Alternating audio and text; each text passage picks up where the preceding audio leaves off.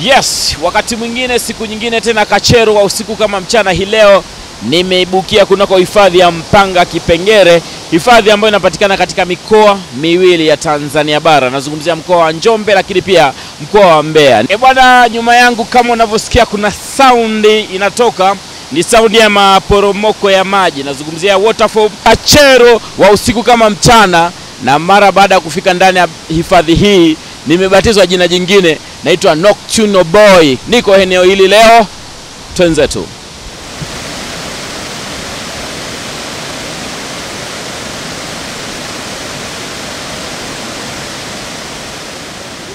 Mambo vipi? Salama, mambo? Safi, uko vizuri? Niko vizuri sana. Majina?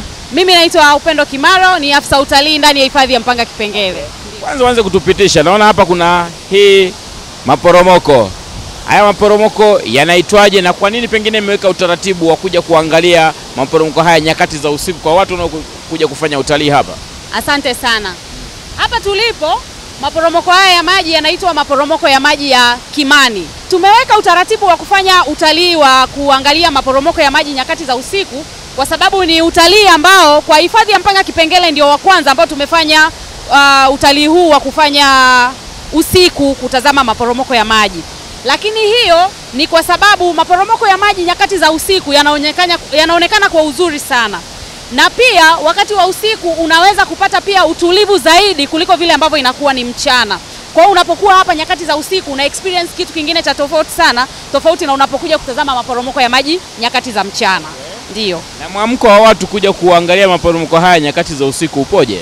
Mwamko ni mkubwa kwa sababu kwa kuwa ni kitu ambacho ni kigeni sana, watu wengi wanavutiwa. Lakini watu pia wanapenda kuja eneo hili kwa sababu tofauti tu na kutazama maporomoko ya maji nyakati za usiku, eneo hili pia ni eneo ambalo unaweza ukafanya shughuli nyingine za kiutalii, ikiwemo tuna sehemu ambayo unaweza ukaja kufanya kama una shughuli yako ya party. Na eneo ambalo liko hapo linaonekana unaweza ukaja ukafanya nyakati za usiku, kitu ambacho kinapendeza zaidi tofauti na vile ambavyo tumezoea kufanya party zetu sehemu za mjini kwenye ukumbi na vitu kama hivyo. Lakini ukija hapa unapata nafasi ya kuangalia nyota pamoja na vitu vingine nyakati za usiku.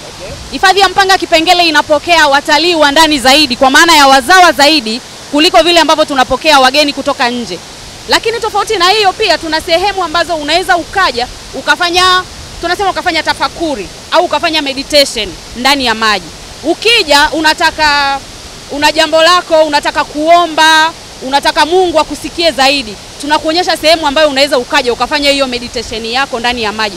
Tuko kwenye maporomoko haya. Je, maporomoko ni hii moja tu au zipo nyingine, na kama zipo zipo ngapi? Waterfalls tulizonazo au maporomoko ya maji tulionayo sio aina moja. Tuna maporomoko ya maji 52. Na kati ya hayo maporomoko ya maji ya 52 hakuna mmoja linalofanana na jingine. Na nafasi kubwa sana ya kupata hizo waterfalls nyingi zaidi ya hizi 52 ambazo tumezipata. Kwa hiyo sisi nafasi ya uvumbuzi wa waterfalls inaendelea, lakini sio waterfalls peke yake, pamoja na aina nyingine za utalii. Asante sana. Karibu sana. Bwana, nisikilize mimi.